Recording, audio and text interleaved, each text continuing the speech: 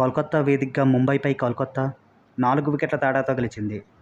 Toss గెలిచి ముందు bowling ఎంచుకున్న కేకేఆర్ ఎంఐను ముందుగా బ్యాటింగ్కి ఆహ్వానించింది. 20 ఓవర్స్లో 8 వికెట్ల నష్టానికి 147 పరుగులు చేసింది ముంబై. చేజింగ్లో కేకేఆర్ 18.5 ఓవర్స్లో 6 వికెట్ల నష్టానికి 148 పరుగులు చేసి 4 వికెట్ల తేడాతో ఈ మ్యాచ్లో గెలిచింది. ముంబై బ్యాటింగ్లో Corbin 32 not out, Deepak Chahar 10, Will Jacks 14, Tilak Varma 32 బాల్స్లో 20, హార్దిక్ పాండ్యా 27 బాల్స్లో 26, సూర్య 15, రోహిత్ 15 పరుగులతో ముంబై స్కోరును పడుతూ లేస్తూ 8 వికెట్ల నష్టానికి 147కి చేర్చారు.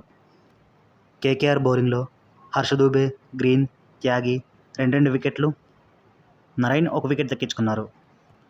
చేజింగ్లో కూడా కోల్కతా పడుతూ లేస్తూ వర్షం కారణంగా పిచ్ మరియు ముంబై బౌలింగ్ దెబ్బకు ఫిన్ ఎలెన్ 5, గ్రీన్ 4, తేజస్వి 12 బాల్స్లో 11, రహానే 21, రోమన్ పోయల్ 40, వన్డౌన్లో మనీష్ పాండే 45, రింకు సింగ్ 9 నాటౌట్, అనుకుల్ రాయ్ 4 నాటౌట్తో రాణించారు.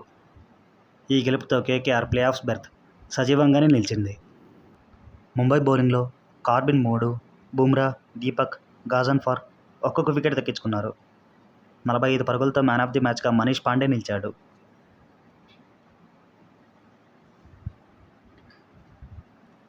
రేపటి మ్యాచ్ అహ్మదాబాద్ స్టేడియంలో చెన్నై వర్సెస్ గుజరాత్.